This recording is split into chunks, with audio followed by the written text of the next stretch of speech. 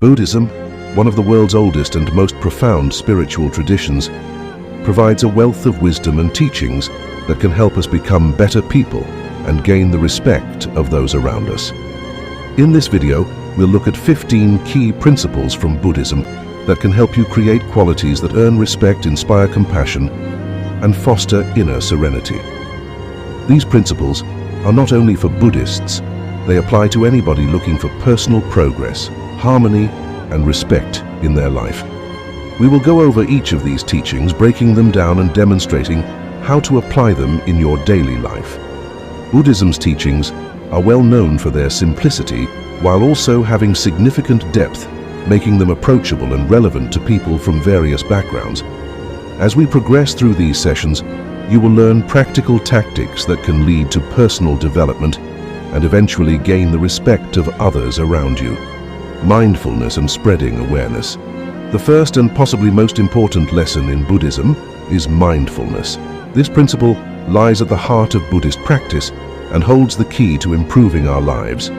Mindfulness entails being totally present in the moment and observing your thoughts, feelings, and environment without judgment. It is about accepting the present moment as it is, letting go of past regrets and future fears. Buddhism teaches us that cultivating mindfulness allows us to get a deeper understanding of ourselves and the world around us. This increased awareness enables us to make more deliberate decisions and react to events with greater wisdom and compassion.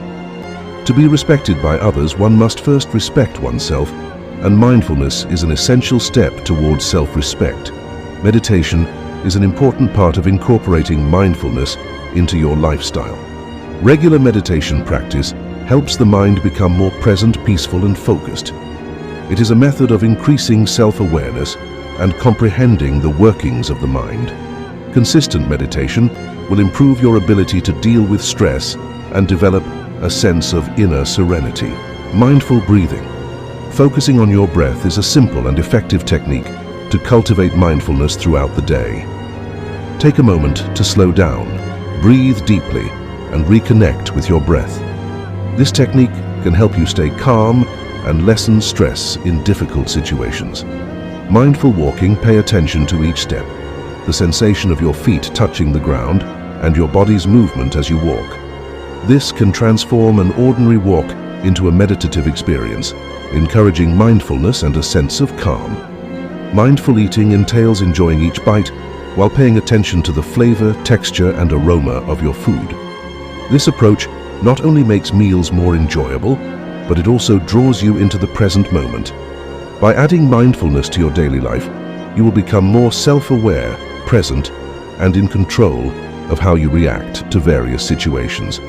As you develop this inner awareness, others will notice changes in your behavior and develop a greater regard for you.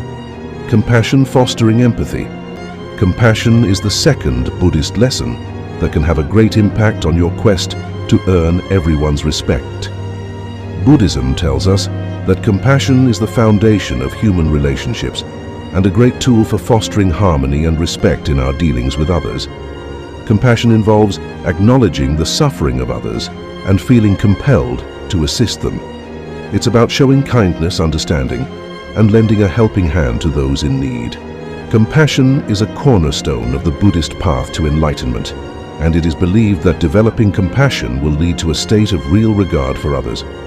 To create compassion in your life, consider these steps. Self-compassion. Before you can provide compassion to others, you must first be compassionate to yourself. Recognize your sorrow and treat yourself with compassion and respect.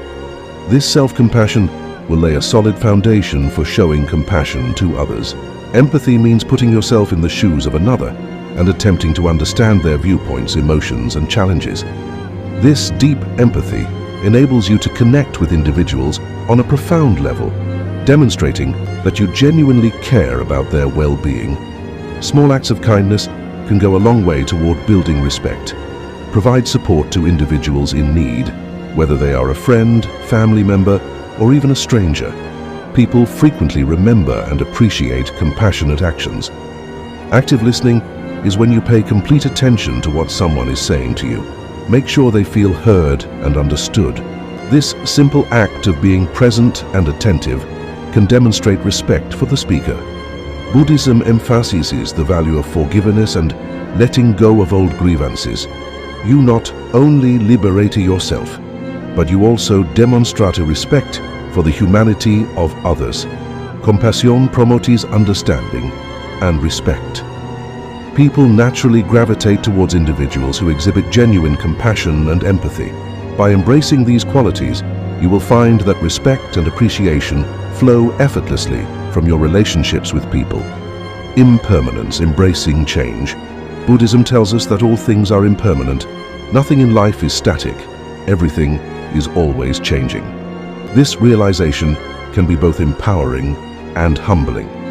When we understand the impermanence of life, we can learn to let go of attachments, concerns, and anxieties, resulting in a stronger sense of inner peace and self-worth.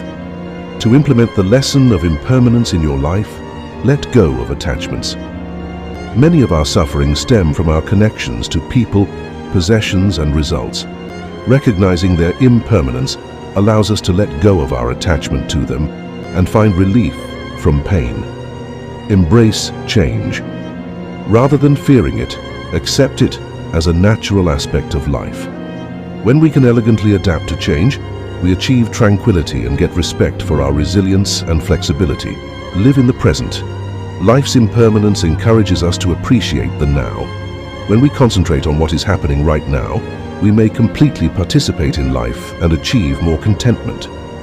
Learn from impermanence.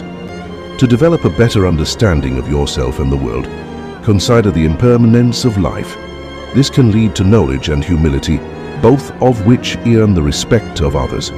Accepting the lesson of impermanence allows you to let go of your desire for control and perfection. This sense of inner calm and humility will automatically elicit respect from those who perceive you as a steady and grounded presence in their lives. Non-attachment. Letting go. Non-attachment is another basic Buddhist concept that can lead to increased respect from others. This lesson is closely related to impermanence. However, it emphasizes the idea that suffering stems from our attachments and appetites. Non-attachment enables us to let go of our need for outward affirmation and material possessions, resulting in a sense of inner contentment. To cultivate non-attachment, disconnect from outcomes. Rather than focusing on specific outcomes or expectations, consider the effort you put into your actions. This permits you to find satisfaction in the process rather than just the results. Let go of material stuff. While it is not necessary to abandon all of your possessions, think about what actually adds worth to your life. By limiting material attachment, you might achieve a sense of freedom and lightness that others value. Release the need for approval. Seek affirmation from inside, rather than relying on external sources to determine your self-worth. When you no longer need the approval of others, you exude self-esteem and respect. Practice contentment. Contentment occurs when you can enjoy what you have rather than always wanting more. This approach not only earns the respect of others, but it also promotes inner serenity. Non-attachment is a strong lesson that can help you live more freely and truthfully. People find you appealing when you project a sense of confidence and respect, free from external validations and needs. Right speech. Communicating effectively. Our communication style greatly influences how others perceive us. Buddhism places a high value on good speech, emphasizing the need for words that are genuine, compassionate, and helpful. By learning the skill of proper communication, you can acquire the respect of others around you, as they will perceive you as a trustworthy and considerate communicator. Consider the following tips for practicing proper speech. Truthfulness. Always tell the truth. Honesty is an essential component of respect. When people believe they can trust your statements, they are more likely to appreciate and rely on them. Kindness. Choose your words carefully and speak with a compassionate tone. Avoid using unpleasant or abusive language. Communicating in a compassionate and understanding manner fosters respect and goodwill. Helpful speech. Make sure your remarks benefit others. Avoid engaging in gossip defamation, or divisive discourse. Instead, provide direction, support, and encouragement to those in need. Mindful silence. Silence can be the most polite form of communication. Be cognizant of when it is better to listen than speak. Respect other people's ideas and give them the freedom to express themselves. Reflect before you speak.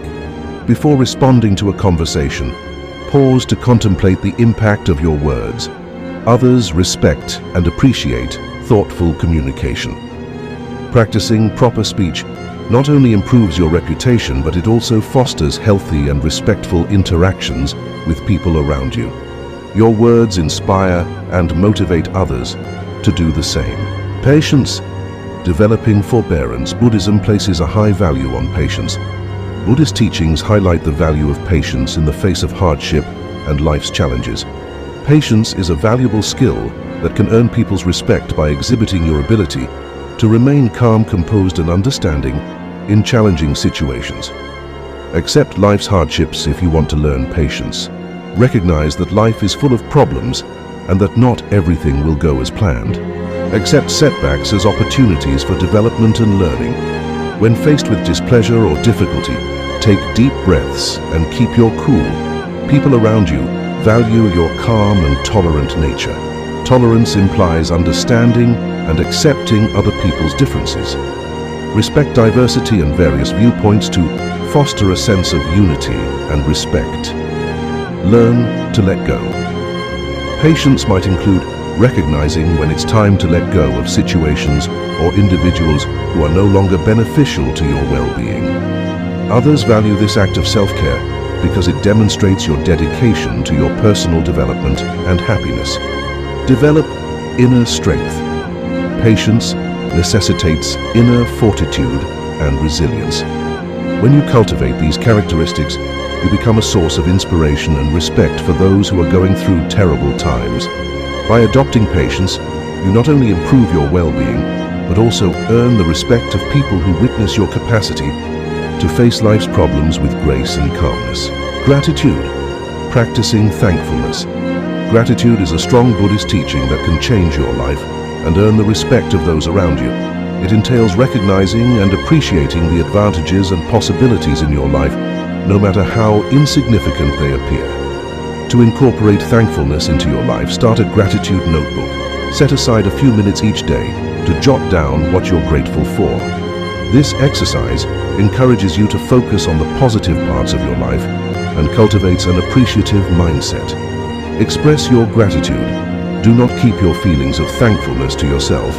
Tell the people you care about how much you appreciate them and everything they do for you. Concentrate on the current moment. Notice the beauty and goodness that surround you. Living in the present moment and appreciating what you have gives off a sense of contentment that others value. Practice mindful consumerism. Be conscious of your consumption habits and how they affect the world. Consuming consciously, whether through food, products, or media, can foster a stronger appreciation for the environment and other cultures. Give back. Helping others is one of the most powerful ways to demonstrate gratitude. When you help people in need, you not only express thanks for your benefits, but you also inspire others with your generosity and empathy. Gratitude is a transforming quality that can alter your outlook on life. When you maintain a grateful attitude, you will naturally earn the respect and admiration of others who recognize your positivity and kindness. Self-reflection. Evaluating oneself. Self-reflection is an important practice in Buddhism because it promotes increased self-awareness and understanding. By scrutinizing your ideas, actions, and motives, you may make positive changes in your life and earn the respect of others who recognize your commitment to personal development. Keep a journal on a regular basis to encourage reflection. Writing in a journal allows you to express your ideas and emotions. It's an effective tool for self-reflection and self-discovery. Seek input. Actively seek feedback from others on your activities and behaviors. This outside perspective can offer insights about self-improvement. Question your motivations.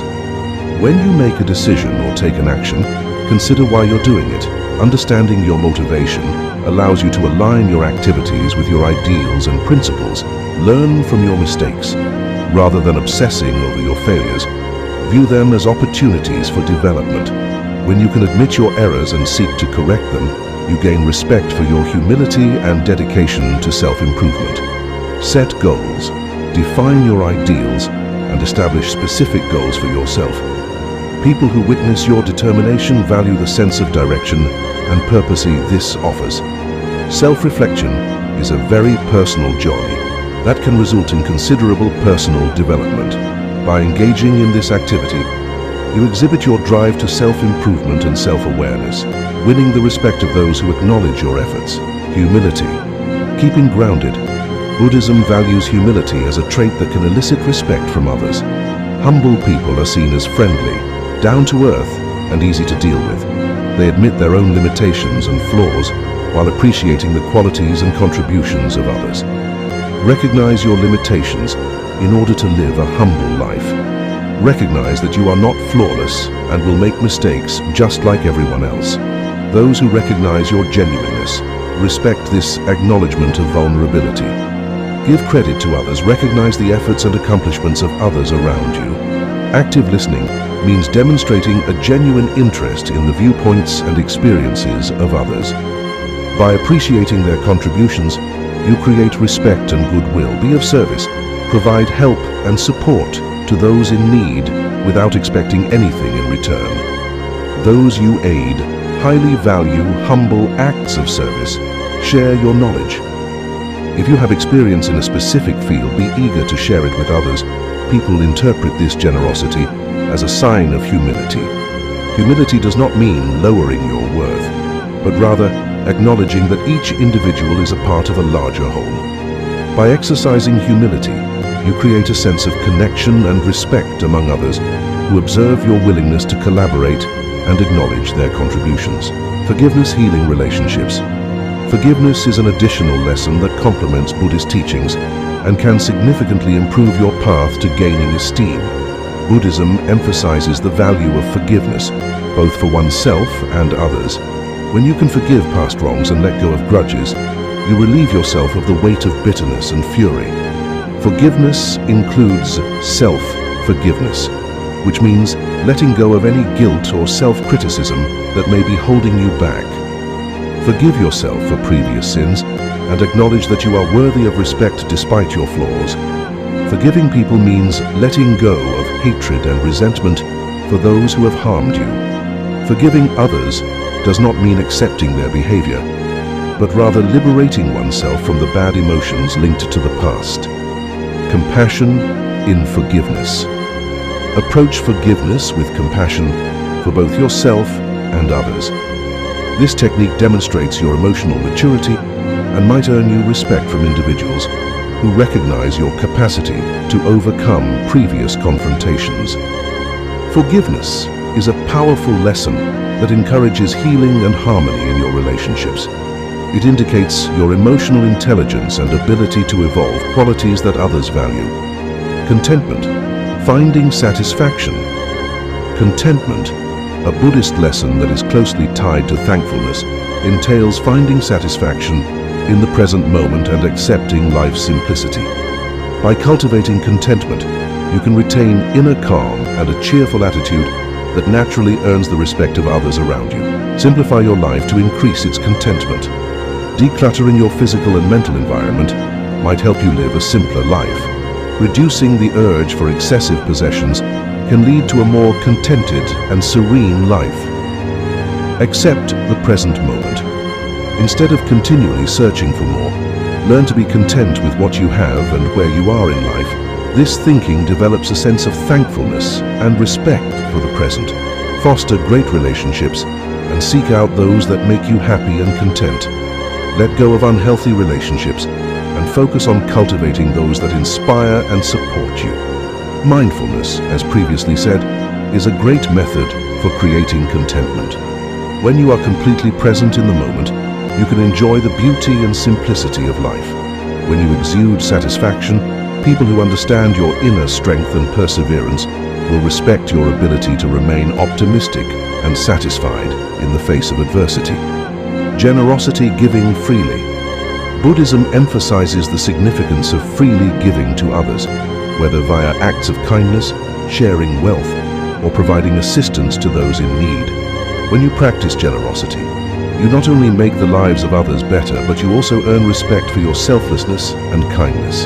To incorporate generosity into your life, perform spontaneous acts of kindness, share your resources, whether it's to aid a stranger, donate to charity, or support a friend in need. Whether you have tangible wealth or expertise to offer, be willing to share it with others.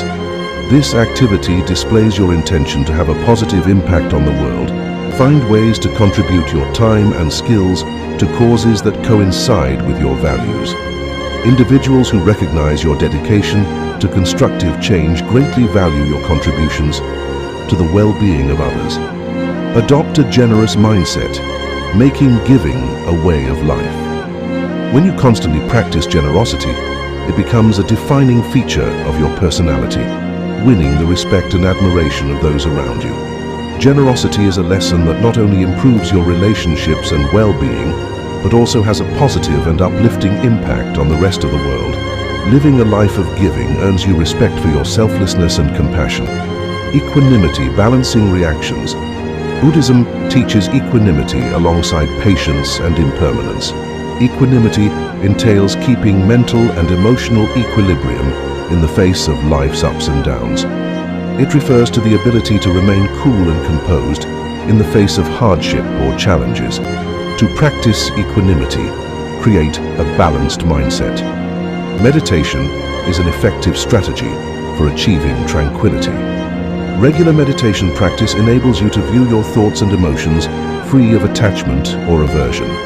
Accept the unpredictability of life and acknowledge that it is intrinsically uncertain and that not everything will go as planned. Accept the uncertainty of life with an open heart and a clear mind. When confronted with challenging conditions, maintain a calm demeanor. Those who have witnessed your ability to deal with obstacles with grace and calm admire your unshakable attitude. Let go of your judgments and engage in non-judgmental and impartial interactions with others. We should treat everyone fairly and respectfully, regardless of their circumstances or behavior. Equanimity is a lesson that will help you face life's obstacles with grace and dignity. When you can remain calm and empathetic in any situation, you earn the respect of those who recognize your strength and resilience. Inner peace. Harmonizing within inner peace is a core Buddhist concept that penetrates all others. Achieving inner peace is a constant journey that includes accepting the other teachings we've discussed, such as mindfulness, compassion, non-attachment, and contentment. Silence and seclusion are beneficial for cultivating inner serenity. Spending time in silence and alone on a regular basis allows you to reconnect with your inner self. This exercise is vital for achieving inner calm and harmony. Let go of the need for control and recognize that many things in life are beyond your control. Instead of trying to control every event, focus on how you respond to situations. Practice forgiveness and acceptance. Let go of old grievances and accept things as they are. Those who recognize your emotional maturity admire this approach that promotes inner serenity.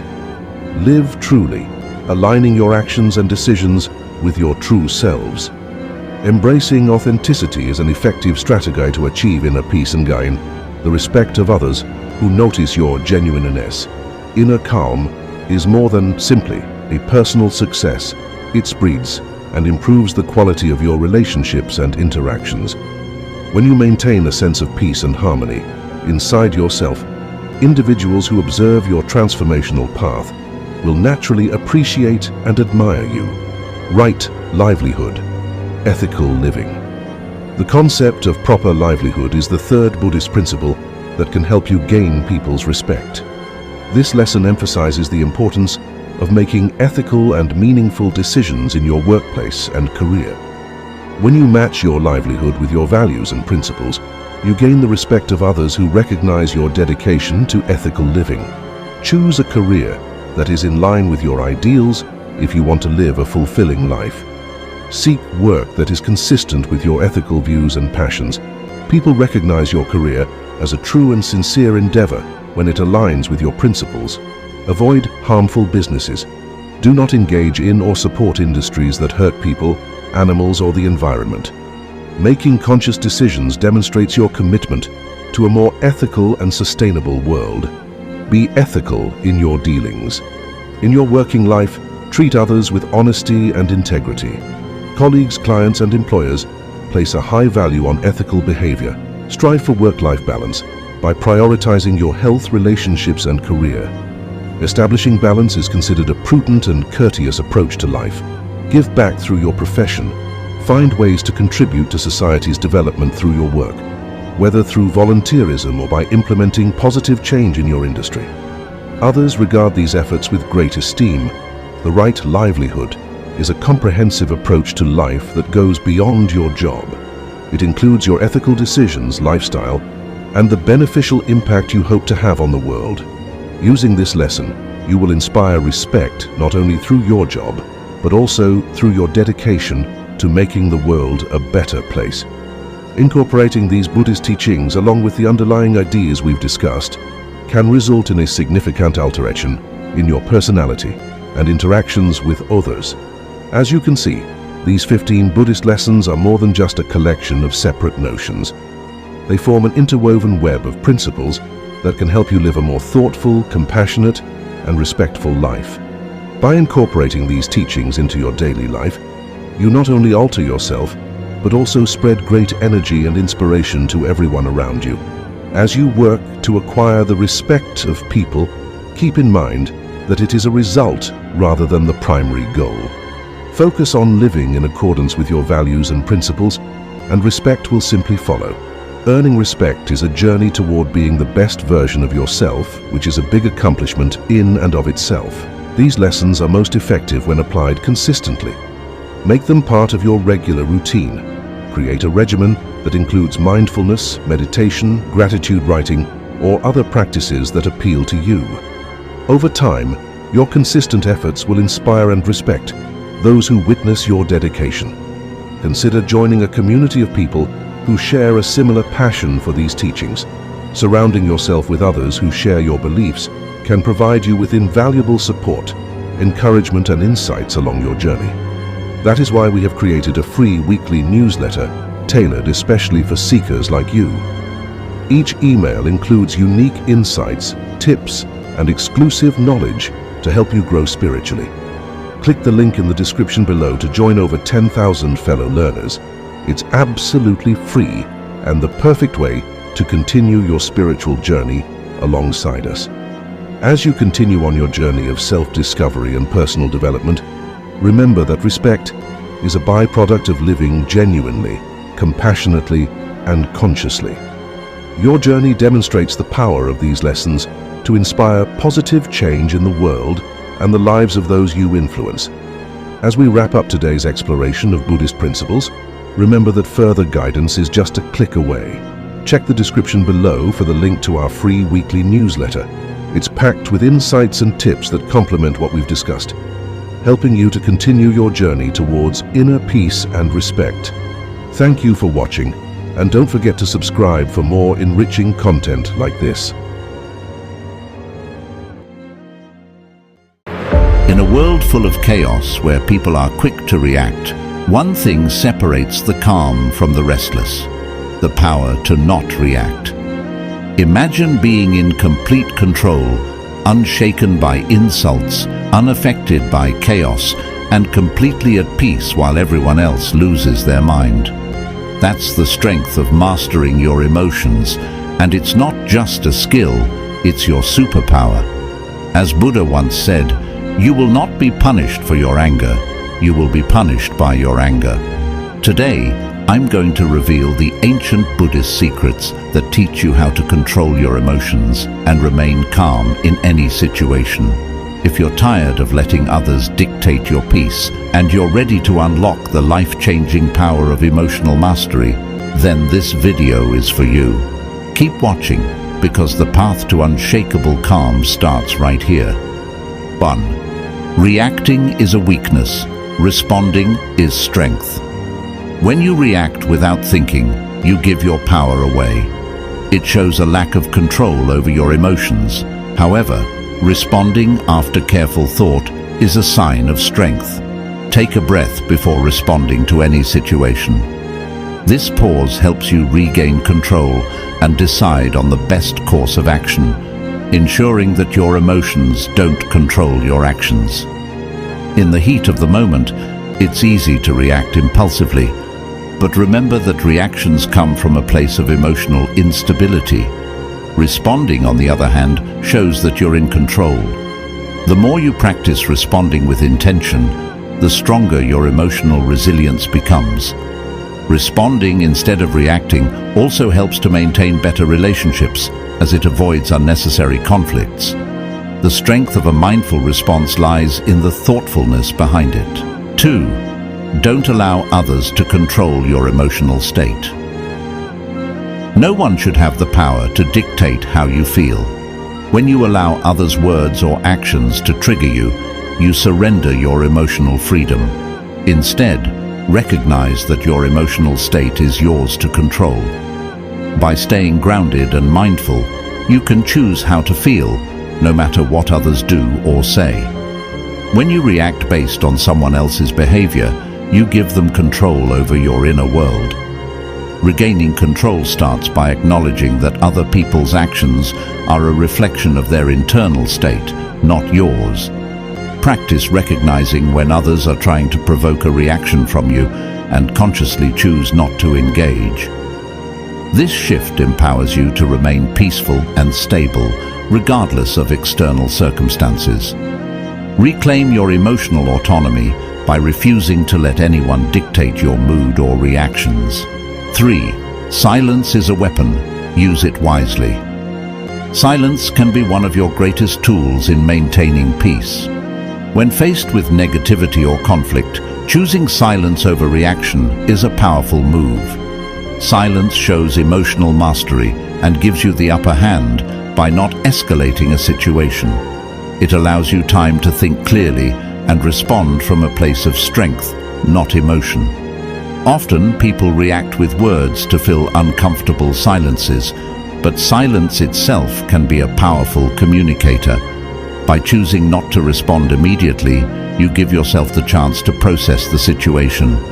Silence creates space for reflection, allowing you to control your emotional state better. In tense situations, silence can also de-escalate potential conflict, showing that you are calm and composed. When you use silence wisely, you're able to maintain control and avoid making emotionally charged decisions. 4. Emotions are temporary. Let them pass. No matter how intense an emotion feels, it is always temporary. The key is to not act on those fleeting emotions, especially when they're strong. Allow emotions like anger or frustration to pass before making decisions. By observing your emotions and letting them move through you, you remain in control and avoid reacting impulsively. Emotions are like waves. If you ride them out, they will eventually subside. When you understand that feelings of anger, sadness, or frustration are not permanent, it becomes easier to let them wash over you without clinging to them. The more you allow your emotions to pass without reacting, the more resilient you become.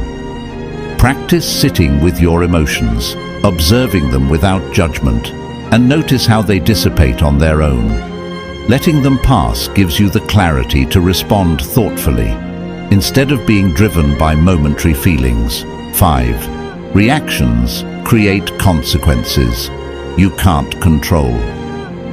When you react emotionally, you lose control of the consequences. A single moment of reaction can lead to regrets that last a lifetime. Responding, on the other hand, gives you control over the outcome. By choosing how to respond, you ensure that your actions align with your values and long-term goals. Emotional reactions are often short-sighted and impulsive, but their effects can be long-lasting. By reacting, you open the door to consequences that may spiral out of your control. In contrast, responding with thought and care puts you in the driver's seat of your own life. The consequences of a well-thought-out response are more likely to align with the outcomes you desire. Remember, once a reaction is set in motion, you can't undo it. Think about the long-term effects before you react emotionally in any situation. 6.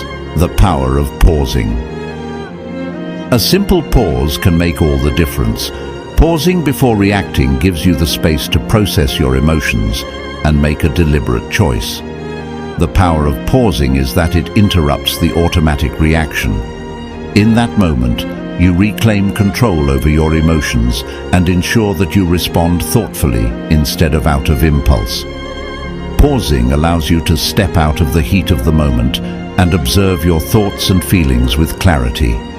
It gives you the opportunity to assess the situation from a rational perspective rather than an emotional one. The longer you can pause, the more clarity you'll have. Even a few deep breaths can make all the difference in shifting from reaction to response.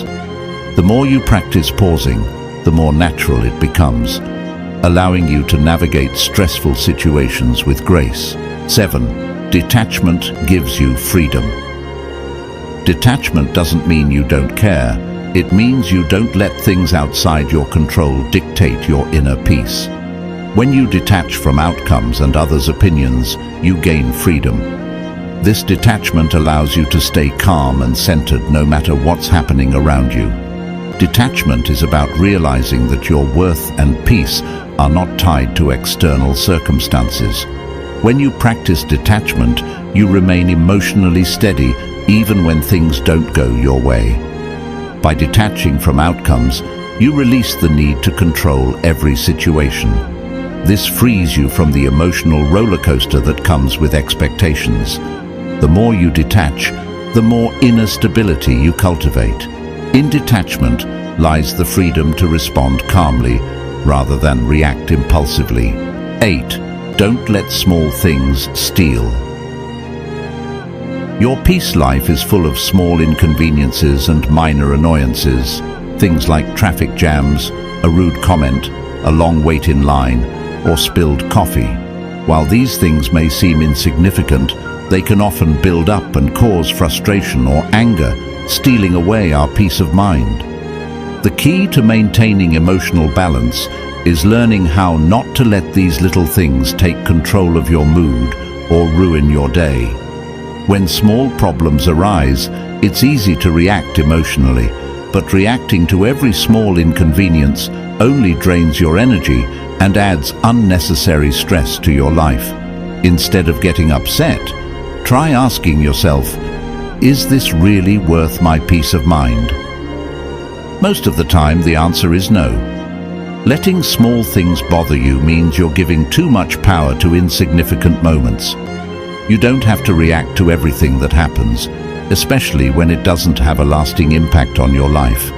Think about how often you've let something minor, like someone cutting you off in traffic or a snarky remark, affect your mood for hours, or even the rest of the day. These small frustrations can snowball, leading to bigger emotional reactions later. But when you learn to let these small things go, you keep control over your emotions and prevent them from escalating. One way to avoid letting small things steal your peace is by practicing mindfulness. When you're aware of your thoughts and emotions in the present moment, you can recognize when something is bothering you and decide whether it's worth your attention. This awareness allows you to pause, take a deep breath, and choose not to react emotionally to every little annoyance. Another helpful approach is to keep things in perspective. Ask yourself if this issue will matter tomorrow, next week, or next year. Often the small problems we face today will be forgotten soon enough. By reminding yourself of the bigger picture, you can prevent minor frustrations from taking control of your emotions. Remember, life is too short to be overwhelmed by small issues. Each time you choose not to let something minor steal your peace, you strengthen your ability to handle more significant challenges with grace and composure. You build emotional resilience, allowing you to stay calm and focused on what truly matters. Preserving your peace is about making intentional choices. By choosing not to give energy to small, temporary problems, you protect your inner calm and ensure that you're saving your emotional strength for the things that are truly important. It's not about ignoring problems, but rather recognizing which ones are worth your time and emotional investment. 9. Master the art of letting go. One of the most important lessons in life is learning how to let go. We often hold on tightly to things, grudges, past hurts, disappointments, expectations, because we feel like we need to control them. However, holding on too tightly to things we cannot control only causes us pain and suffering. Letting go isn't about giving up or being indifferent. It's about freeing yourself from the emotional weight that keeps you stuck and prevents you from living peacefully. Letting go can be challenging, especially when you've invested a lot of time, effort, or emotions into something. It's natural to feel like you want to hold on to what's familiar, even if it's causing you stress or unhappiness. But holding on to things you can't change, whether it's a past relationship, a mistake, or unmet expectations, only chains you to the past and keeps you from moving forward.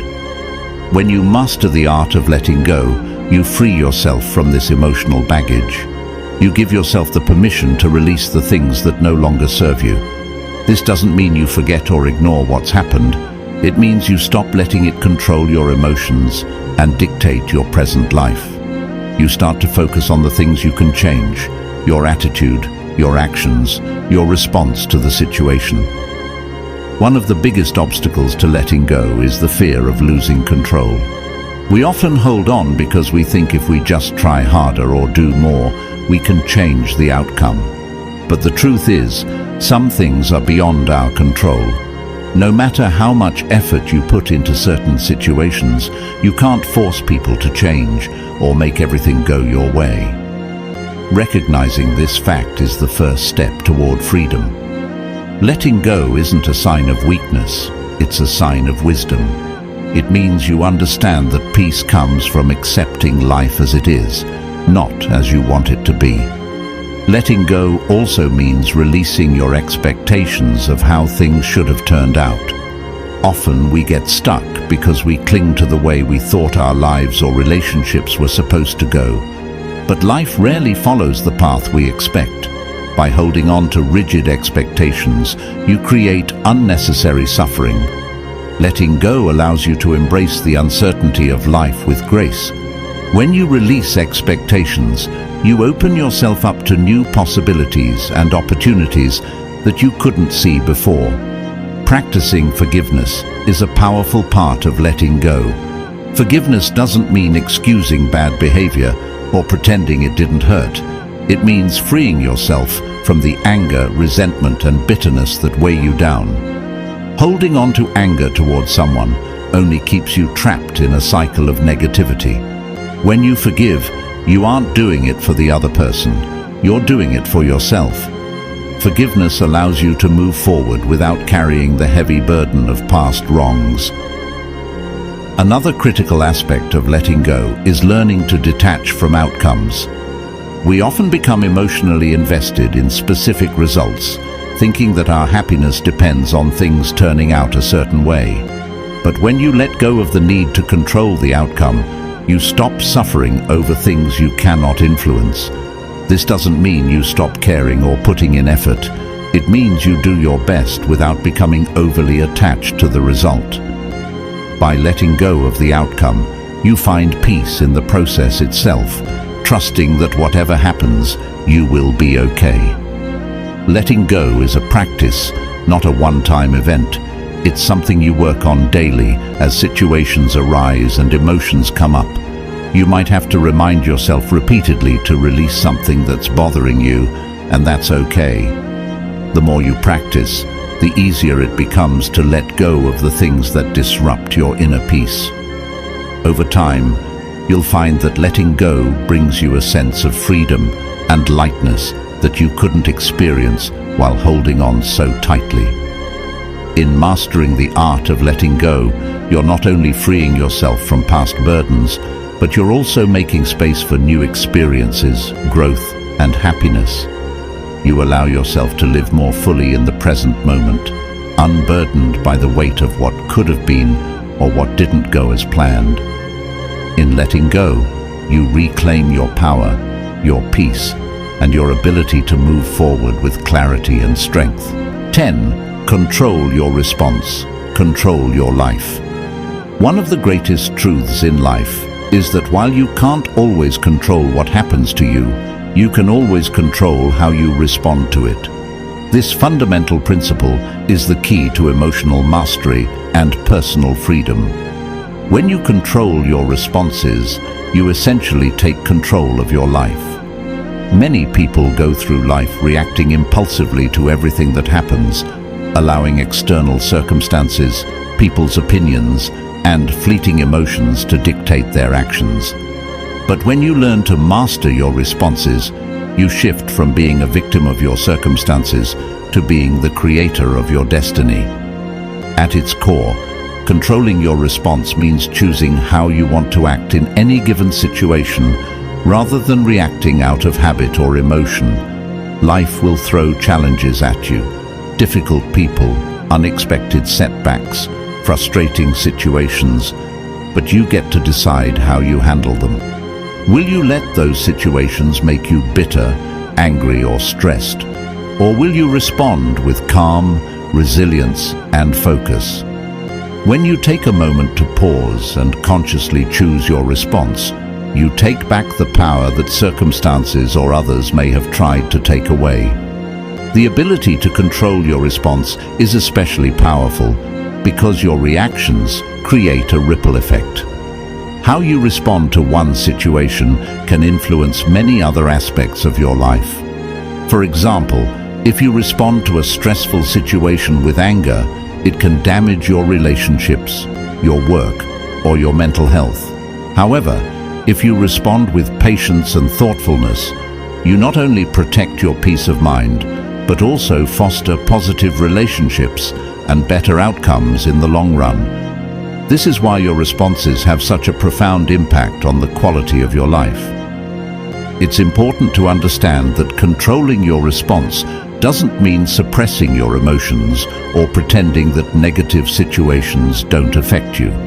It's about being aware of your emotions and then deciding how to act on them in a way that aligns with your values and long-term goals.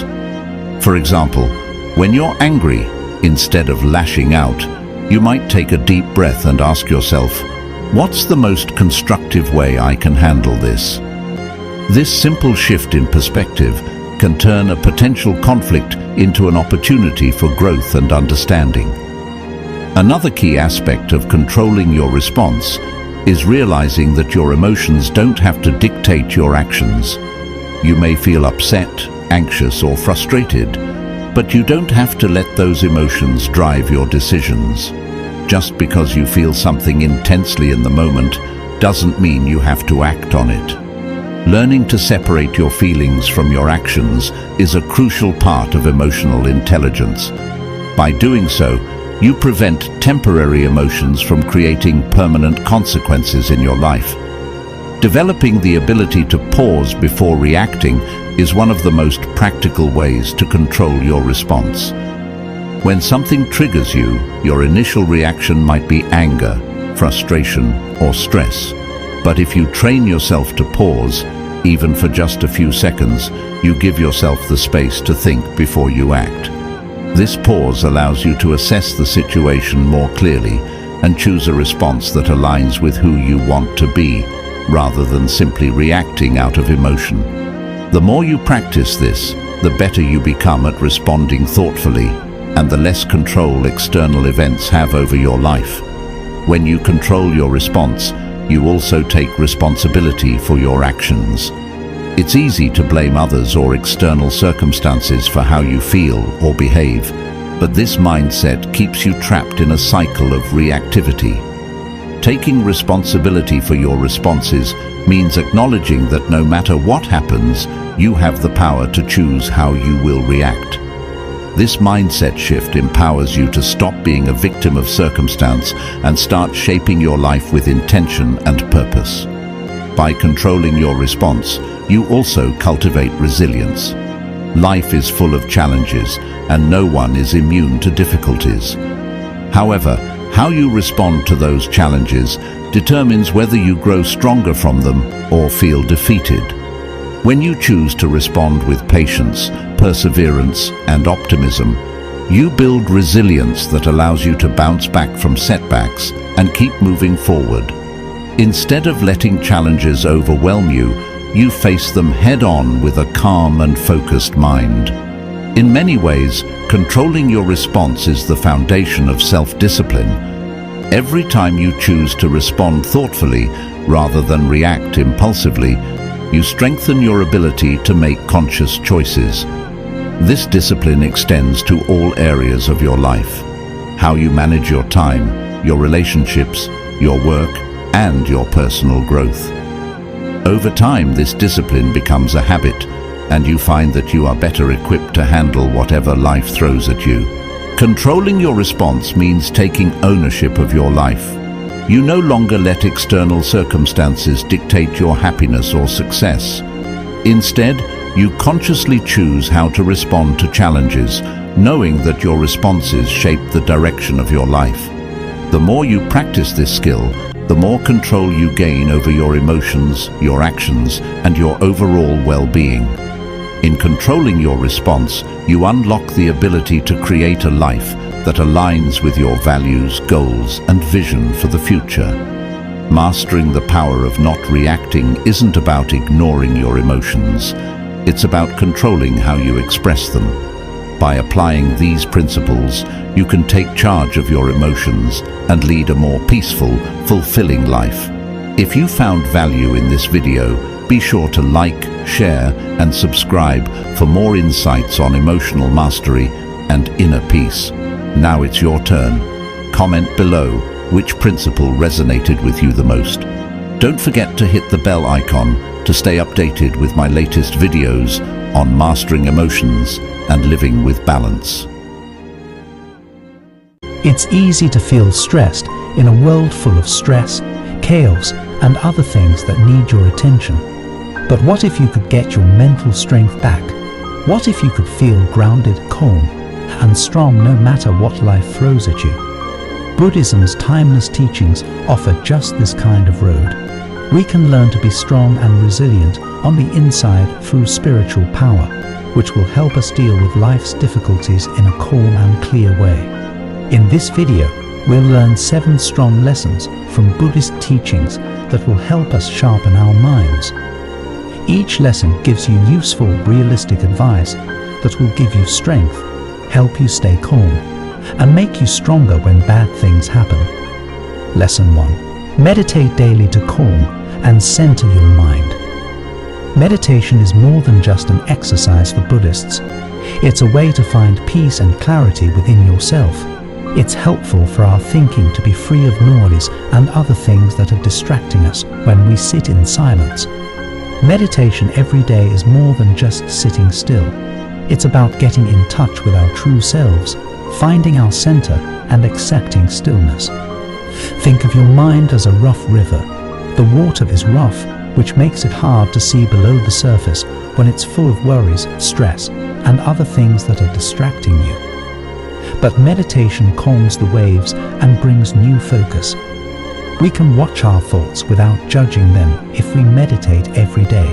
We can let them go by like clouds in the sky. We can free ourselves from overthinking and anxiety through this simple but profound exercise. Start each day with a few minutes of quiet thought. If you've never done it before, start with 5 minutes and slowly add more time as you get used to it. Focus on how your chest rises and falls as you breathe deeply. Notice the beat that your breath makes. Imagine that peace fills your body as you breathe in, and as you breathe out, let go of any stress or negative. Over time, this daily habit will become a safe place for you, a place you can go to feel better and get clear. Meditation makes us stronger, which helps us stay calm even when things are hard. We're less likely to act without thinking when we're in a tough position. We instead go into it with a clear, calm mind. We build up our mental strength and resilience by meditating every day. This helps us handle life with grace and strength. Lesson 2. Use positive affirmations to build a strong, empowered mindset. Affirmations may seem easy, but in Buddhism, they are a powerful way to change things. They're like seeds that we plant in the yard of our minds. They grow into a strong mindset that supports perseverance, optimism, and self-love when we take care of them every day. Think about how powerful words are. We teach our minds to believe these things when we tell ourselves things like, "I am capable," or "I am calm and strong." It might feel weird or out of place at first, but when we hear these words over and over, they start to change the way we think. It will take time for this change to happen, but each statement is a step toward making your mind believe in its own power. For Buddhists, our thoughts are what make us do things and understand the world. We can change our world by choosing the thoughts we have. This is how positive mantras work. You will more strongly believe that I can handle anything that comes my way if you say it yourself often. You start to believe that you are strong and able, even when things are hard. Pick out a few affirmations that speak to you, like "I am at peace" or "I am filled with love and compassion." You should say these things to yourself every morning and whenever you're having a bad day. You can even write them down and put them somewhere that people can see them. Over time, these mantras will become a strong source of help for you. They build a strong, positive attitude that gives you the strength to face problems with calm and confidence. Lesson 3. Spend time in nature to ground your emotions and clear your mind. As a way to heal and find peace, Buddhism tells us to connect with nature. Being in nature makes us realize that all living things are related to us. Sounds like water running, the sun's warmth, and the leaves rustling in the wind all help to settle us and keep our thoughts and feelings in the present. We can find peace in nature that is hard to find in our busy, tech-driven lives. Nature can help you feel better. Thoughts tend to slow down when we walk through a forest or sit next to a calm river. The fears and distractions that were too much to handle at first start to go away, and awe and peace take their place. This is why Buddhism sees being mindful in nature as a strong way to calm and clear your mind. You don't have to go very far to get the healing powers of nature. You can clear your mind with even a short walk in a nearby park or yard. Pay attention to the sounds of birds, the feel of the grass under your feet, and the colors around you as you walk. Take deep breaths and let nature relax and clear your mind. We learn to be patient and enjoy the beauty of the world around us when we spend time in nature. This link makes us think of how simple and beautiful life can be, even when things are hard. It helps us feel more grounded and gives us the mental clarity to face problems with more poise. Lesson 4. Visualize yourself overcoming challenges with strength and ease. A powerful way to use the power of our thoughts that is taught in Buddhism is to visualize. As we do this practice, we picture ourselves being calm and strong, able to handle any situation with ease. In this way, we train our brains to deal with problems in real life in the same way. Visualization is more than just thinking. It's a practice to picture ourselves getting through tough situations. Picture yourself standing tall and sure, facing a tough situation with calm and style. Think about how relieved and proud you'll feel when you've finished the task. This method makes our minds stronger, so we can handle real-life events with the same calmness we imagined. One way to start is to think of a problem you're having right now. Close your eyes, take a big breath in, and picture yourself handling this problem in a calm and effective way. Imagine making choices that are clear and strong, and then picture the good things that happen after. You train your mind to believe in your own strength by doing this over and over again. You can use this vision technique in all parts of your life, from work and relationships to personal growth.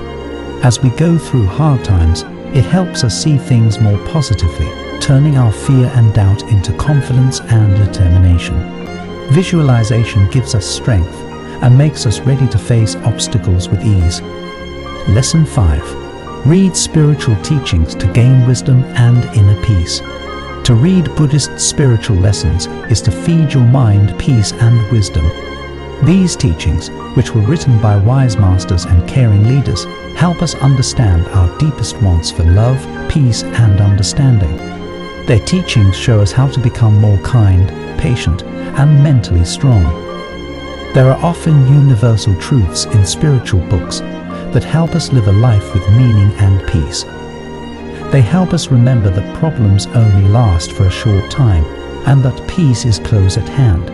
Self-compassion, non-attachment, and kindness are all taught very highly in Buddhist beliefs.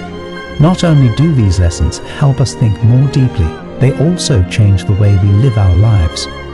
You can find texts that speak to you by reading Buddha quotes, current Buddhist teachers' reflections, or books about mindfulness and compassion.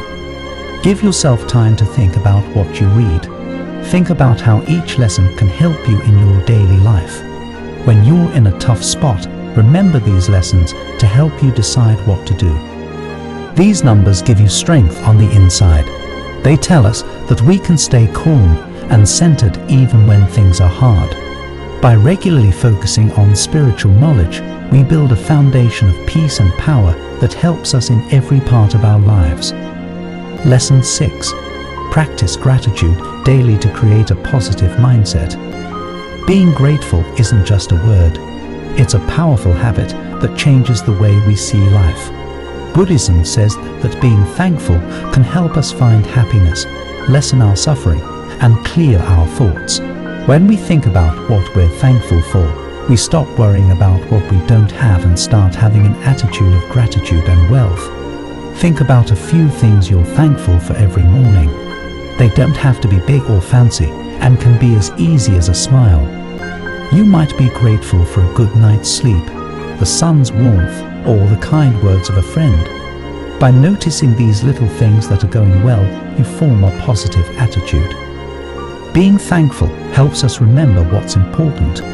When we're feeling stressed out, taking a moment to think about the good things in our lives can help us get back on track. Problems will still be there, but this practice changes how we see them. It makes us stronger and helps us deal with problems with an open mind. We change the way we see the world when we become grateful over time.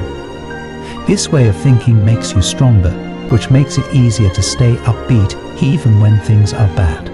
Being thankful gives us the strength to see the good in things, which helps us build a happy, strong mind. Lesson 7. Use mindful breathing to stay calm and in control.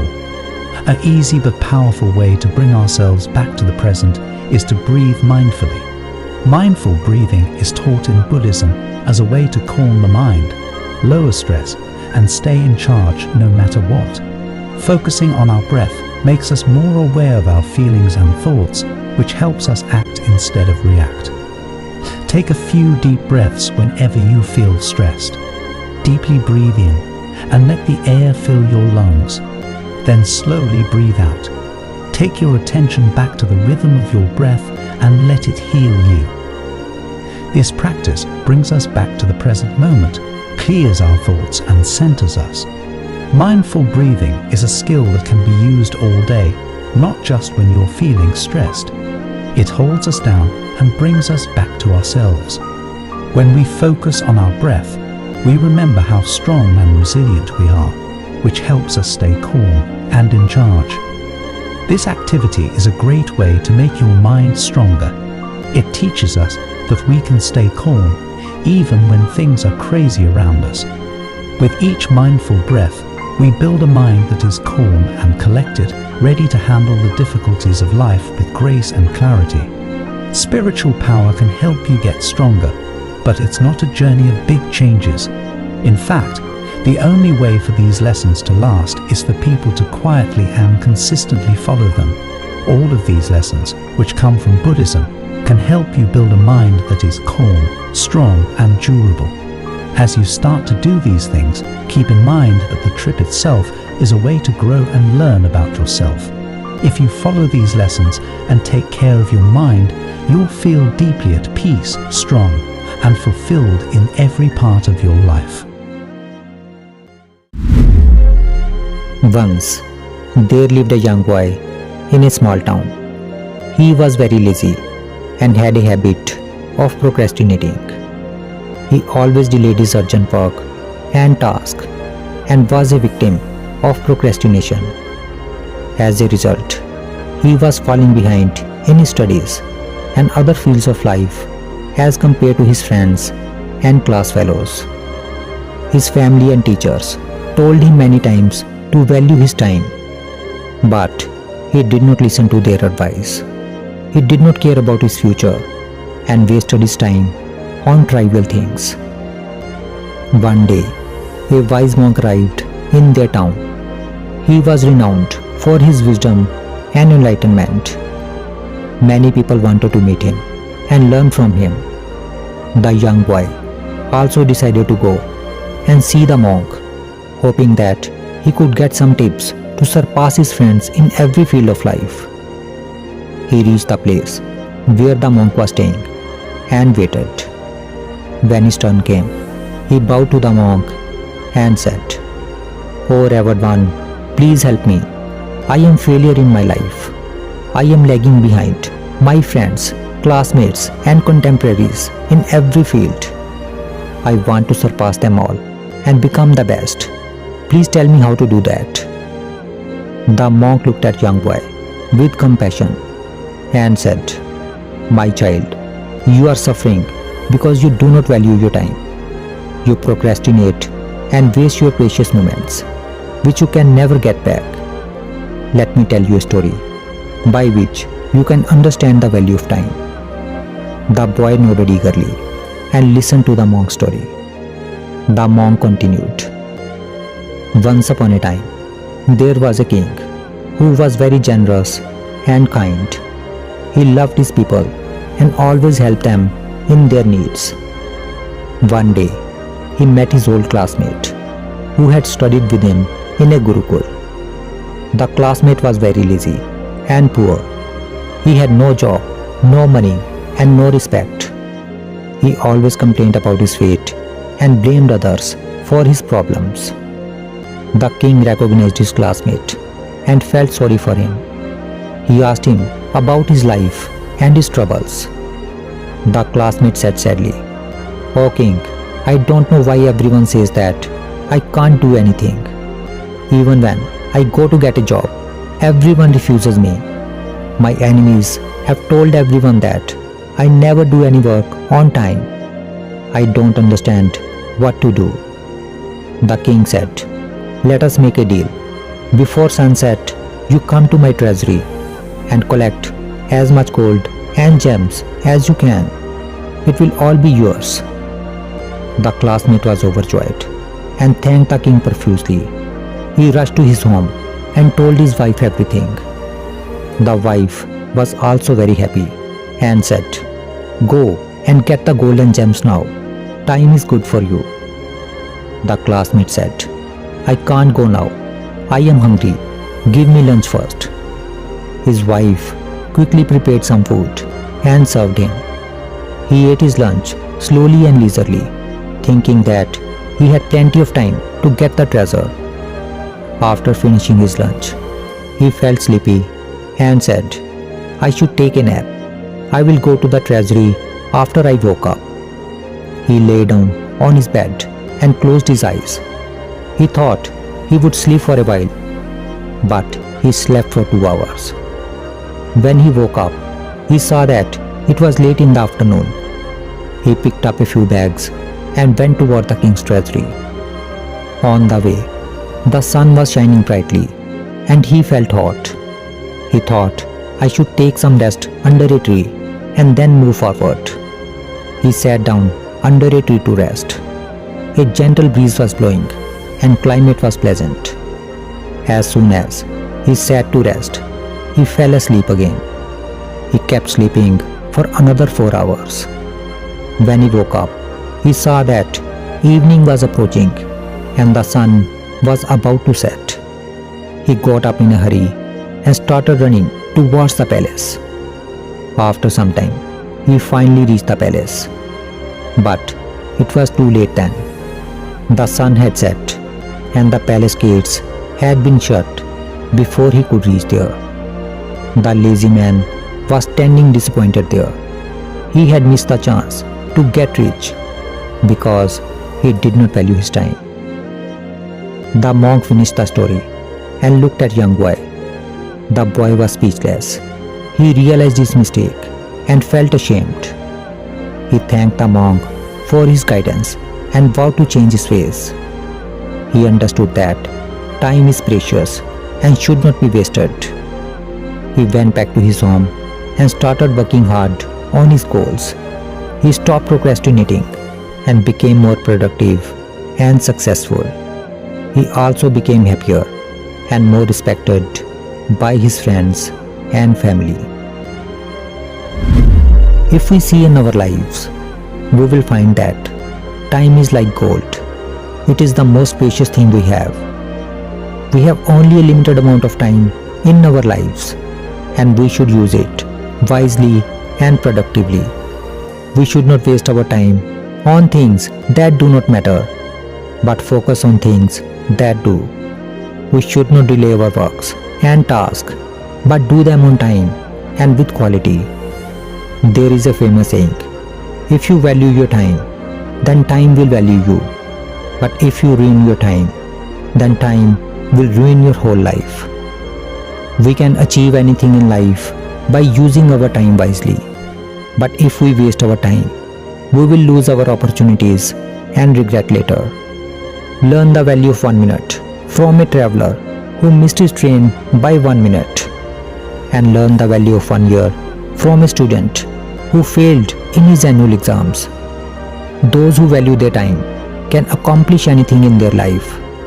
But those who do not value their time become failures in their life. If you want to do something in your life, then never be lazy and procrastinate your work. Otherwise, one day you will regret like that lazy man who could not reach the palace before sunset. Therefore, always use your time wisely. Enjoy little moments with your family and friends. By doing so, you will not only achieve your goals and dreams, but also live a fulfilling and satisfying life. Have you ever sat across from someone and wondered what they were thinking? Imagine if you could read people's emotions and intentions just by noticing subtle signs without them saying a single word. Today, we're diving into a skill almost everyone secretly wishes they had, the power to read minds. Now don't worry, this isn't about supernatural powers or magic. When we say read minds, we're talking about something grounded in science and psychology. It's the ability to understand people so deeply that you can almost sense what's going on beneath the surface, even when they're saying very little. Think about it. How often have you wished you could know what someone was feeling or thinking? Maybe a friend seemed off, but you couldn't quite put your finger on why. Or maybe you were in a job interview and you wanted to know if you were making a good impression. Imagine being able to pick up on these silent clues with ease. That's the power of mind reading. In this video, we're going to explore how you can start tuning into these hidden messages. It's not magic. It's a combination of psychology, body language reading, empathy, and mindfulness. These are powerful skills that, with practice, can help you connect with others on a deeper level. Whether you want to understand friends and family better, improve your relationships, or feel more confident in social settings, these techniques can give you an edge in almost any interaction. When we interact with others, we're constantly giving off subtle cues, maybe through a slight change in tone, a glance, a shift in posture, or even a pause between words. These small details reveal more than we realize and more than words often convey. Developing the skill to pick up on these cues requires careful observation, empathy, and consistent practice, but it's a skill that anyone can master. You're likely already picking up on some cues without even realizing it. All it takes is awareness to bring these abilities to the next level. Throughout this video, we'll cover 4 powerful techniques to help you get started on this journey of mind reading. 1. Body language fundamentals. This is about recognizing the physical cues people give off without realizing it. We'll cover everything from posture to facial expressions and how these small movements can reveal what someone is truly feeling. 2. The art of listening beyond words. Listening is more than hearing someone's words. We'll discuss how to tune into emotions and intentions by noticing tone, pauses, and even the rhythm of speech. 3. Empathy and intuition as mind reading. Tools. Empathy is a powerful tool for understanding others. Here you'll learn how to use empathy to recognize emotions and pick up on subtle feelings. 4. The role of mindfulness in reading people. Finally, we'll explore how staying present and mindful can make you more attuned to others' hidden cues, like shifts in mood or energy. Mastering these skills can transform your relationships and interactions. Imagine being able to tell when a friend is holding something back, even if they're smiling and saying everything is fine. Or picture knowing when a colleague is truly excited about a project, even if they're being reserved. This isn't about manipulation. It's about connecting on a deeper, more authentic level with the people around you. It's a way to bring more empathy, understanding, and awareness into your life, and to become someone that others feel truly gets them. So let's begin with the first aspect of mind reading, understanding body language. Even without words, our bodies are always speaking. Sometimes these non-verbal cues speak louder than anything we say. Once you know what to look for, you'll be amazed at how much you can understand about someone from just a single gesture. One of the most powerful ways to read minds is through body language. Think about it. Our bodies often reveal what we're feeling, even if we're trying to hide it. It could be a glance, a subtle shift in posture, or even the way someone stands. These non-verbal cues can say so much, often louder than words. Once you start noticing these signs, understanding people feels like a whole new skill that anyone can learn. Let's start with some foundational body language cues, movements and gestures that people often do unconsciously, and what these might mean. So let's start with eye contact. You've probably heard the saying that the eyes are the windows to the soul. There's a lot of truth to that. Eye contact, or the lack of it, can tell you a ton. When someone holds eye contact, for example, it often means they're engaged and interested in the conversation. But if they're staring a little too intensely, it could be their way of trying to assert dominance, almost as if they're challenging you. On the other hand, if someone keeps breaking eye contact or looking down, it might mean they're feeling anxious, uncomfortable, or even insecure. Something as simple as how often a person blinks can reveal stress or nervousness, especially if they suddenly start blinking more during a conversation. Blinking is one of those subtle cues that our bodies do involuntarily. It's fascinating when you notice it. Now think about posture. How someone stands or sits can say a lot about their confidence or even their mood at that moment. When someone's shoulders are relaxed, with an open, upright stance, they're usually feeling comfortable or confident. But if they're sitting with their arms crossed or their body angled away from you, it can mean they're feeling defensive or maybe even uninterested in the conversation. Even something as simple as leaning in or away from you can say a lot. Leaning in often shows engagement, while leaning back might indicate they're unsure or maybe not entirely invested in what's being discussed. Then there's hand gestures. These are like little amplifiers of emotion. If you see someone speaking with open palms facing up, it's usually a gesture of openness or honesty, like they're not hiding anything. But when people start fidgeting or touching their face or hair, it can be a sign of nervousness, uncertainty, or sometimes even a little bit of discomfort. Now let's get into facial expressions, specifically micro-expressions. Micro-expressions are those brief, involuntary facial expressions that flash across someone's face before they have a chance to control them. Even though they last only a fraction of a second, these expressions can reveal a lot. For example, when someone's truly happy, they get those little crow's feet wrinkles around their eyes, and their cheeks might raise a bit. If you're looking for a surprise, you'll often see someone's eyes widen quickly, and their eyebrows might lift just slightly. Disgust, on the other hand, is pretty obvious. It's usually shown with a scrunched up nose or maybe an upper lip that's pulled up, almost like they're smelling something bad. Recognizing these micro-expressions takes a little practice, but once you start seeing them, it's like discovering a whole new layer of communication. And let's not forget about smiles. Not all smiles are created equal. There's a big difference between a genuine smile and one that's just polite. A real smile, often called a Duchenne smile, engages both the mouth and the eyes. You'll see those little wrinkles around the eyes, and that's when you know the happiness is genuine. But if the smile is just polite, it might only involve the mouth, without any engagement from the eyes. It's usually more reserved and doesn't last as long. The eyebrows are also surprisingly expressive. Raised eyebrows can show surprise, curiosity, or sometimes even skepticism, depending on the context. But when someone furrows their brows, it usually means they're concentrating, concerned, or maybe a little frustrated.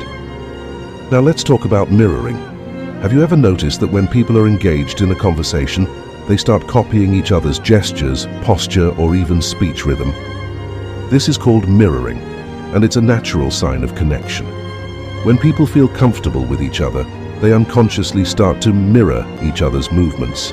It's almost like their bodies are saying, "I get you, we're in sync." When you see someone subtly copying your movements, it's often a sign they're interested and feel comfortable around you. If you cross your legs and they cross theirs shortly after, or if you lean forward and they do the same, it's a good indication of mutual engagement. Sometimes people even start to match each other's tone, pace, or volume in conversation. It's amazing how these small synchronizations can build rapport without a single word about it. Mirroring can also be used intentionally if you're looking to build a connection with someone. By subtly matching the other person's posture or gestures, you can create a subconscious feeling of connection. Just remember, the key is subtlety. If you overdo it, it can come off as forced or even a little strange, which can have the opposite effect. And here's something interesting. If someone suddenly breaks mirroring or changes their body language dramatically, say they pull back or cross their arms when they were open a moment ago, it could signal a shift in their feelings, maybe even discomfort or disagreement. Watching these changes gives you a real-time sense of how the conversation is going, often without them having to say a word. All right, we've talked about body language, but another crucial part of mind reading is listening, not just hearing words, but tuning into the emotions and intentions behind them. Deep listening is one of the most overlooked skills when it comes to understanding people. Sometimes the words themselves only scratch the surface of what someone's trying to communicate. To get the full picture, you need to go beyond words and listen to everything around them. Let's explore what it means to truly listen, and how paying attention to details like tone, pauses, and even silence can reveal things that words alone can't. First up, let's talk about active listening. This might sound straightforward, but you'd be surprised how many people don't listen with full focus. When you're truly listening, you're not just waiting for your turn to speak. You're fully present, absorbing what the other person is saying without jumping in with your thoughts or solutions. It's about being there with them in that moment. One way to practice active listening is by reflecting on what the other person has said. This doesn't mean you repeat every word, but rather summarize or rephrase their main points. For example, if someone is sharing a problem they're facing, you might say, "So it sounds like you're feeling frustrated because..." This not only shows them that you're listening, but it also helps you clarify any misunderstandings. Silence can be incredibly powerful in a conversation. Often when there's a pause, we feel the need to fill it, but sometimes it's better to leave it there. Pauses give the other person a chance to gather their thoughts or share something deeper. Moments of silence often encourage people to open up more than they would otherwise. Try this in your conversations. When someone pauses or hesitates, don't jump in right away. Let the silence sit. You might be surprised by what they share next, as that pause gives them space to express more openly. Listening isn't just about words. It's also about tone. The way something is said can completely change its meaning. Take, for instance, the phrase, "I'm fine." Depending on the tone, it can mean they're genuinely fine, or it can mean they're anything but fine. Pay attention to variations in pitch, volume, and even pace. If someone's speaking in a lower tone than usual, they might be feeling down or introspective. If their voice is raised and quick, it could mean they're excited or maybe anxious. When listening, tune in to these emotional tones. They often reveal what's going on beneath the surface. And if you sense a disconnect between what's being said and how it's being said, that's often a sign that there's something more beneath the words. Asking questions is a big part of listening, but the type of question matters. Instead of jumping in with closed questions that lead to yes or no answers, try open-ended questions that encourage the person to share more. Instead of asking, "Are you okay?" you might ask, "What's on your mind?" Open-ended questions allow for richer, more honest responses. Another powerful approach is asking clarifying questions. This means gently digging deeper into something they said. For instance, if someone mentions they're feeling overwhelmed, you could ask, "What part of this situation feels the most challenging?" Or, "How does this usually affect you?" These questions show genuine curiosity and help the person feel heard, often leading them to open up even more. One of the hardest parts of deep listening is holding back judgment. Sometimes, when people share something challenging or personal, our instinct is to judge or offer solutions right away. But to understand someone fully, it's essential to listen with an open mind. Practicing non-judgmental listening allows people to feel safe enough to open up without fear of being criticized. To do this, try focusing on their emotions and experiences rather than forming opinions. Instead of thinking about how you'd react or what advice you'd give, try to place yourself in their shoes. This creates a supportive space where the person feels truly understood, which is incredibly valuable in any conversation. Now here's a subtle but powerful point: knowing when to listen and when to speak. Sometimes people don't need advice or even a response. They just need someone to be there, listening. It's easy to think that we're helping by offering solutions, but often the best support we can give is simply being present and validating their feelings. If you're not sure what's needed, you can even ask, "Would it help if I just listen, or would you like some feedback?" This simple question respects their needs and allows them to guide the conversation, which helps them feel understood and supported. Listening beyond words can completely change how you understand people. It's more than just hearing. It's picking up on the subtle cues in tone, the emotions behind pauses, and the openness created by thoughtful, non-judgmental questions. When you practice this level of listening, you're not just hearing what's being said, you're understanding the meaning behind it.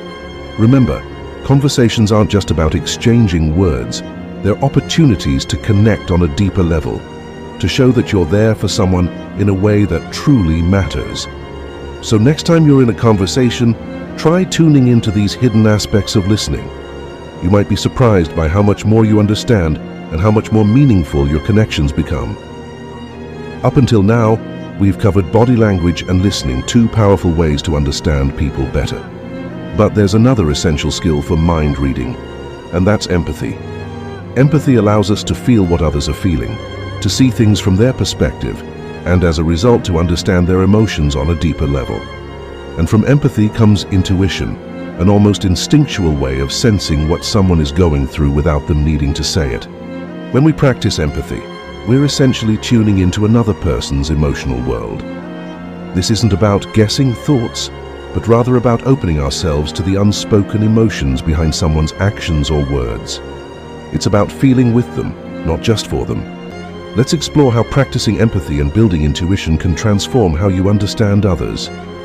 Empathy starts with one simple principle: putting yourself in someone else's shoes. Imagine you're going through what they're going through, feeling what they're feeling. For example, if a friend is visibly stressed about an upcoming presentation, empathy means thinking about how you'd feel in that situation.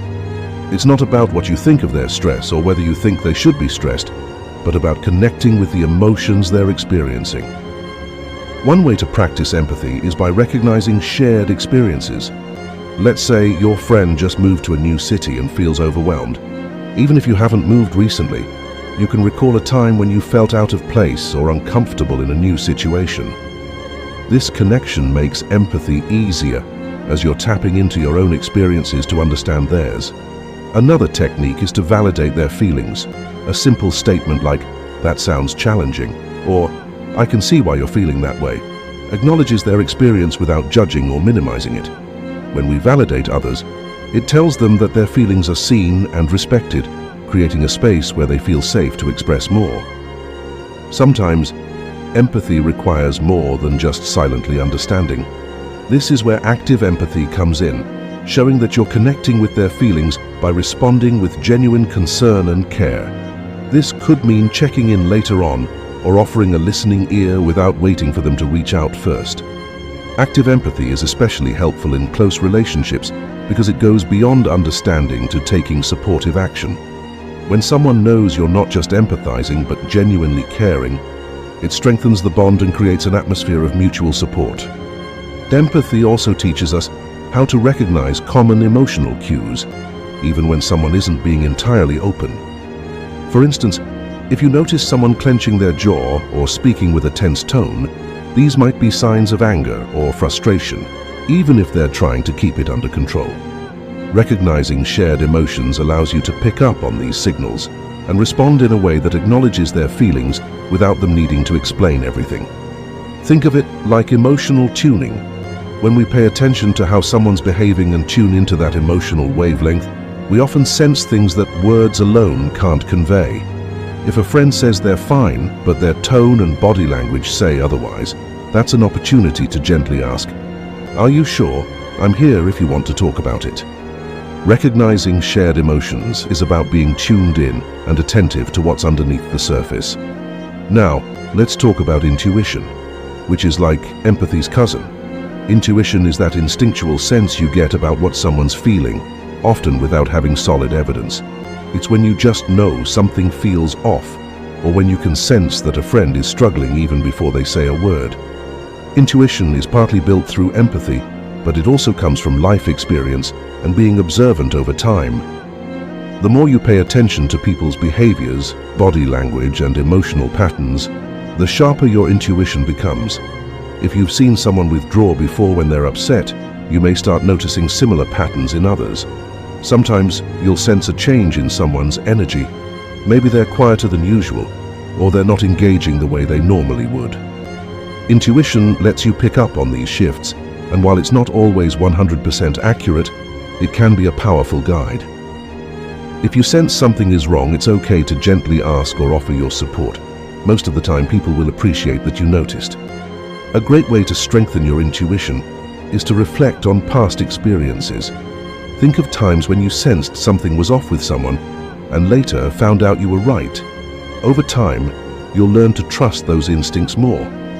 Trusting your intuition doesn't mean acting on every gut feeling, but rather allowing it to guide you in situations where you feel something important is being left unsaid.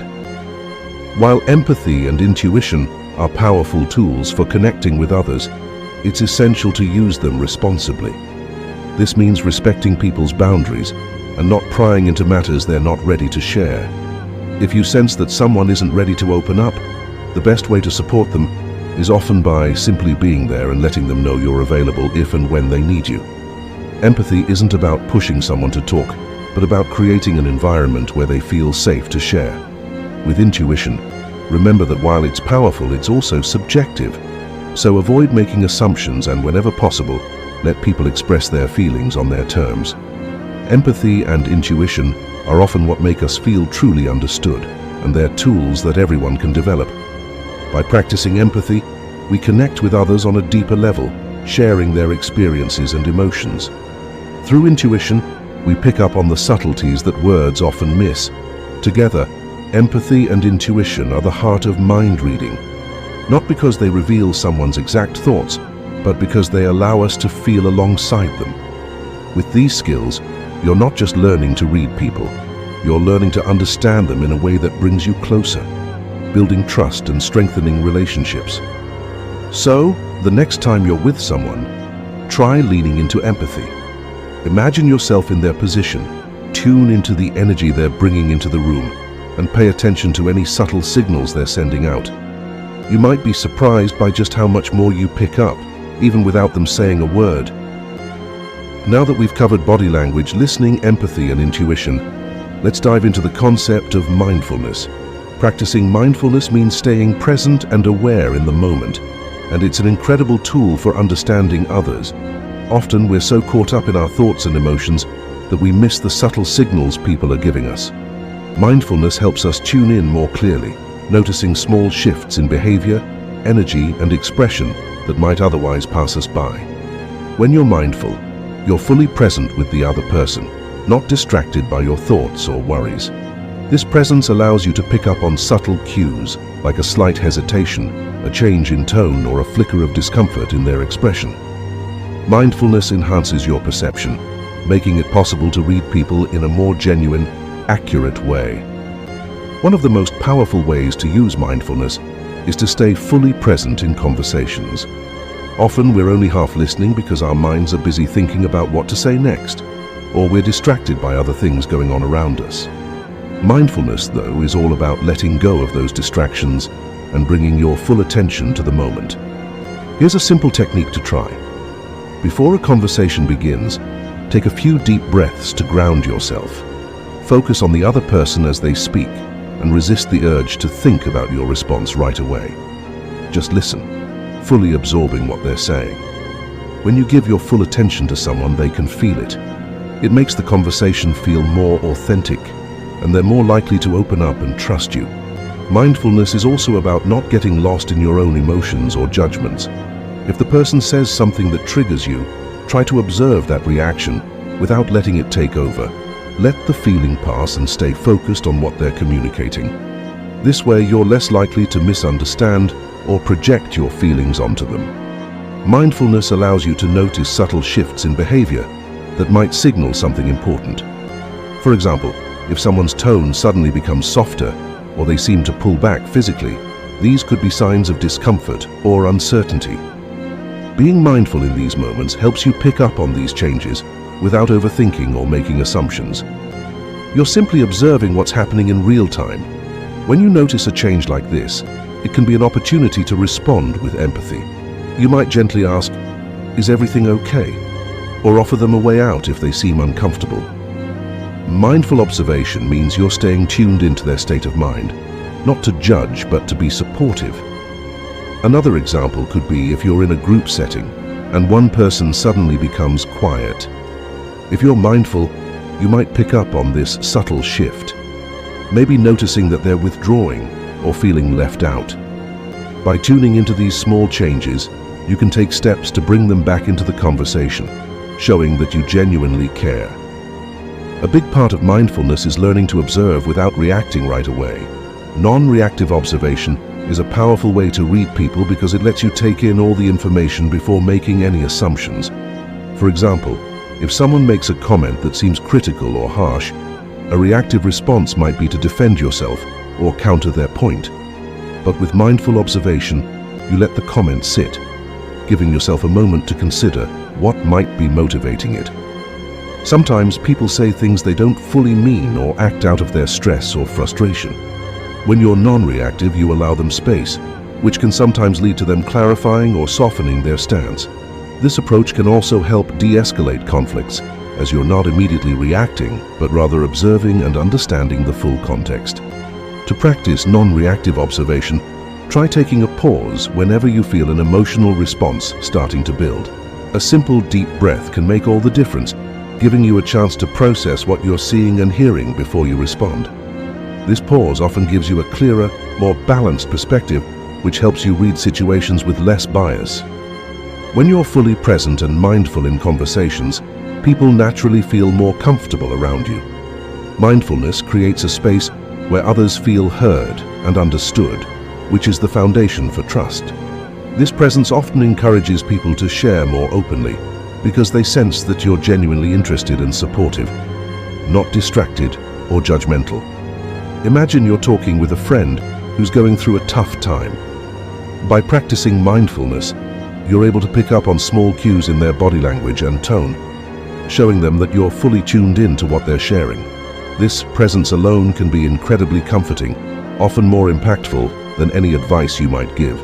Mindfulness helps you connect with people in a way that's calm and accepting, which in turn makes them feel safe and valued. This connection goes a long way in building stronger, more meaningful relationships. Here are a few mindfulness exercises to help you become more aware in conversations and better at reading people's subtle cues. 1. Body scan before interactions. Before entering a conversation, take a quick moment to scan your body and notice any tension or emotions you're carrying. Releasing these distractions will help you be more present with the other person. 2. Breathing and listening. Practice focusing on your breath during conversations. This doesn't mean ignoring the person, but simply anchoring your awareness in the present. When you feel fully engaged in the moment, it becomes easier to notice small changes in your behavior or tone. 3. Mindful reflection. After a conversation, take a few minutes to reflect on any subtle cues you noticed. Consider how the person's tone, body language, and choice of words made you feel, and whether those feelings might reveal something about their mind. 4. Empathy. Whenever you sense someone might be feeling something they're not saying outright, take a moment to imagine yourself in their situation. This empathetic approach helps you connect more deeply with what they might be experiencing. By practicing these exercises, you'll gradually develop a heightened awareness that makes it easier to read people's emotions and intentions. The goal of mindfulness isn't to analyze every detail, but to remain open and receptive to the cues people naturally give off. Mindfulness isn't just a way to reduce stress or improve focus. It's a key tool in understanding others. When we're present and aware, we naturally pick up on details that help us read the emotions, needs, and intentions of those around us. It allows us to see people as they truly are, beyond the masks they might wear or the words they choose to say. So, as you go about your daily interactions, try bringing mindfulness into your conversations. Focus fully on the person in front of you, noticing the subtle cues that often go overlooked. Over time, you'll find that this mindful approach not only improves your ability to read people, but also deepens your connections with them in a way that feels natural and meaningful. So, we've covered some powerful techniques to understand people better, from body language and listening to empathy and mindfulness. But with any skill that involves understanding others deeply, it's crucial to use these abilities ethically. Mind reading, as we've been calling it, is less about decoding someone's private thoughts and more about building meaningful connections. This means respecting boundaries, using empathy to support others, and ensuring that these skills are used to benefit, not manipulate. Let's look at a few guidelines on how to use these skills responsibly and how to create trust rather than crossing boundaries. Respect is at the heart of ethical people reading. When we understand others, it's easy to feel like we have insight into their lives. But it's essential to remember that no matter how much we sense, everyone has the right to privacy and emotional space. If you notice a friend or colleague is struggling, but they're not ready to share, respect their choice. You can offer your support or let them know you're there if they want to talk, but avoid pressing them for details. It's okay to gently ask if they're okay, but if they don't want to talk, honor that boundary. Showing respect means giving them the control to decide what they're comfortable sharing.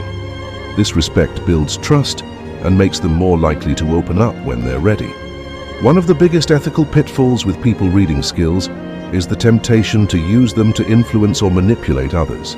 It's natural to want people to like us or to be persuasive, but it's essential to avoid using these skills to push others toward outcomes they haven't chosen themselves. For example, if you sense that someone is feeling unsure about a decision, it might be tempting to use that knowledge to sway them in a direction that benefits you. But ethical use of mind-reading skills means prioritizing their needs over your own. Instead of steering them, be a supportive listener or a sounding board, allowing them to make their own choices.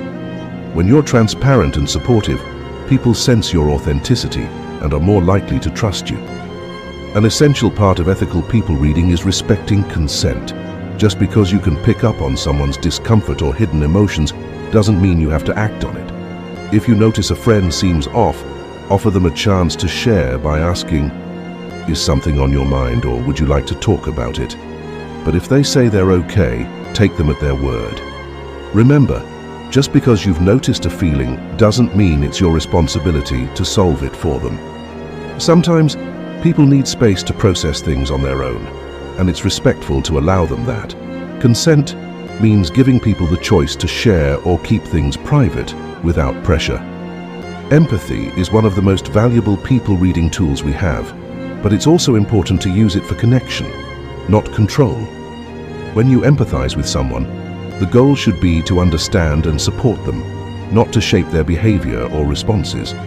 For instance, if you sense that someone is feeling nervous, it can be helpful to provide reassurance. But if you use that empathy to manipulate them into agreeing with you or going along with your ideas, it crosses an ethical line. Empathy is a gift that can strengthen your relationships when used with care.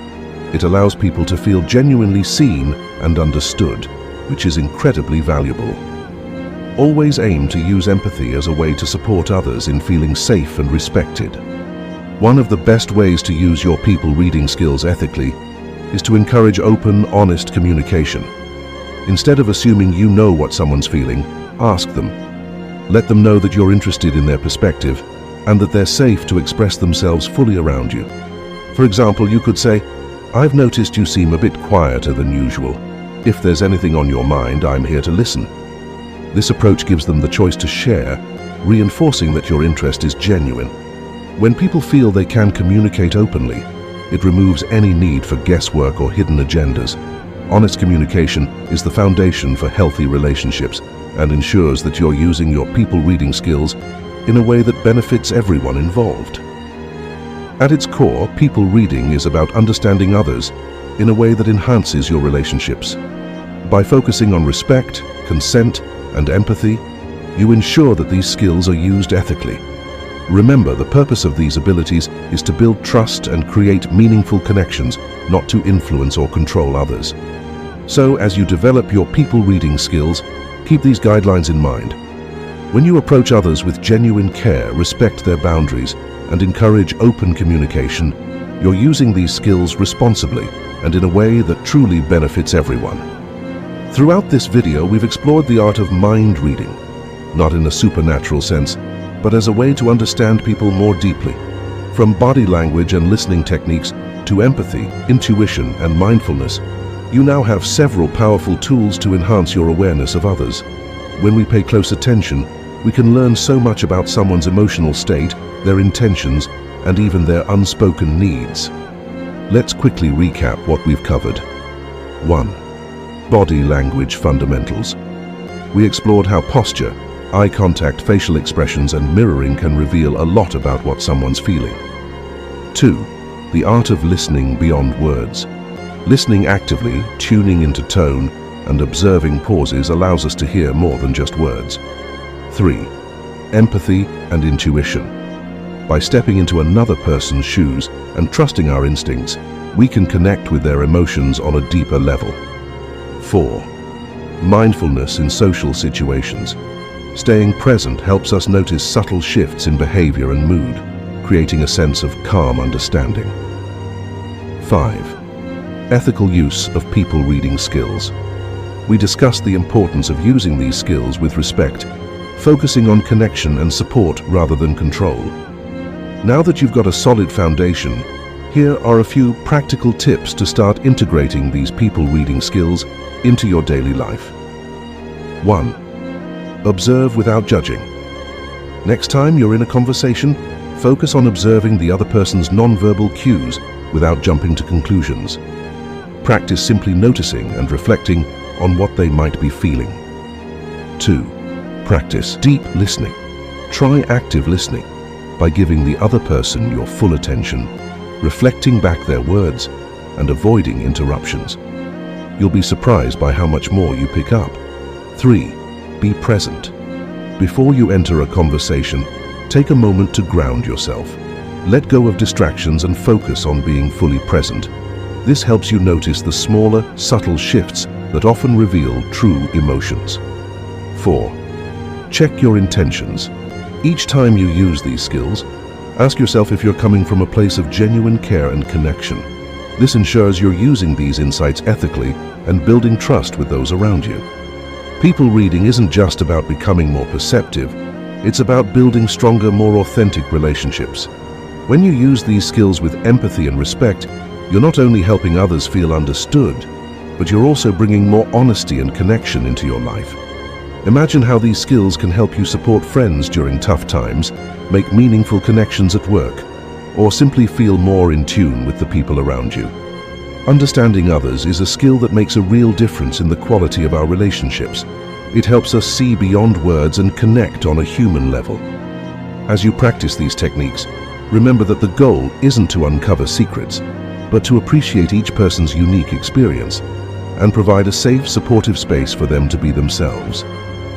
If you're excited to start using these skills, let me know in the comments which technique you're going to try first. Don't forget to like this video if you found it helpful, and subscribe for more insights on understanding yourself and others. And of course, feel free to share this video with friends who might want to develop their people reading skills too. Together we can build a more understanding and connected world. Thanks for watching, and remember, every interaction is a chance to practice empathy, presence, and respect. Here's to understanding others and ourselves a little better each day.